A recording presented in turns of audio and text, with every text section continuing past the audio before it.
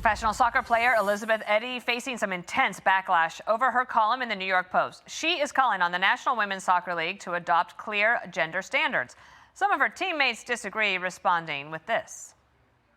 That article does not speak for this team in this locker room. They are disgusted by some of the things that were said in the article, and it's really important for me to say that. I just want everyone to know that we're doing our best in the locker room to preserve respect and belonging on this team, and we look forward to ending the season on as positive of a note as possible.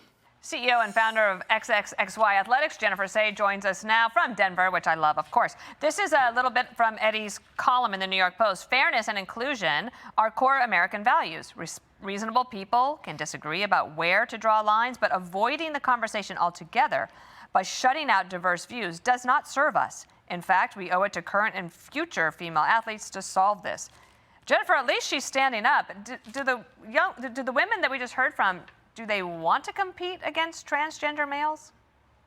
Well, there are several males in the National Women's Soccer League. They aren't trans-identified. They're men with DSDs. In fact, one of the best players in the league is a male, Barbara Banda, who plays for Orlando Pride. I don't know. These women just spewed all of the same old tropes. They called her racist. They said what she said was harmful. It's ridiculous. The op-ed was so gently worded.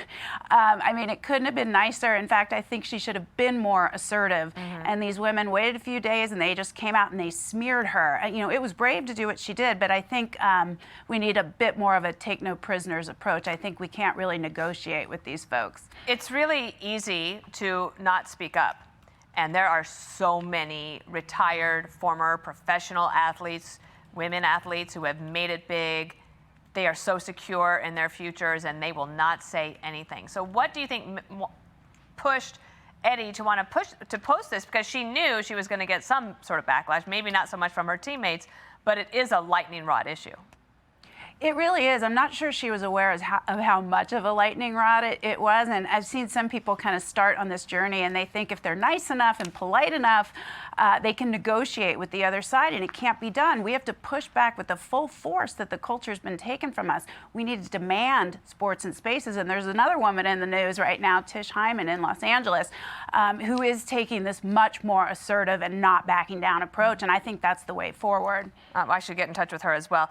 This is what the league said in response. The NWSL is committed to working directly with the Players Association on any changes to our league policies to ensure players' voices are central to our processes, and this reinforces our commitment to inclusion, trust, and transparency. But what about the younger girls, right? Because part of the thing about aging, like I'm a mentor, but of course, just from a career standpoint, I'm not an athlete, obviously. Yeah.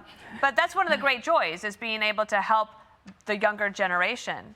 And I wonder about Elizabeth Eddy, if that's on her mind, about how hard she had to work and how her parents supported her and her bravery to stand up in this moment. I think so. She's a veteran in the league. I think over 10 years in the league.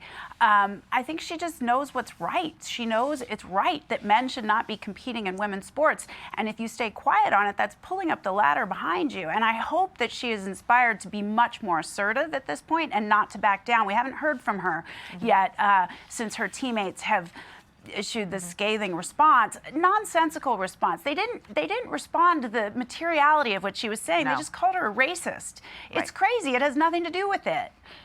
And if the shoe were on the other foot, they would feel very differently. Well, she's welcome here. I would really like a chance to speak with her and to have that conversation. Jennifer Sey out of Denver. Thank you. Thanks so much for having me. I'm Steve Doocy. I'm Brian Kilmeade. And I'm Ainsley Earhart. And click here to subscribe to the Fox News YouTube page to catch our hottest interviews and most compelling analysis.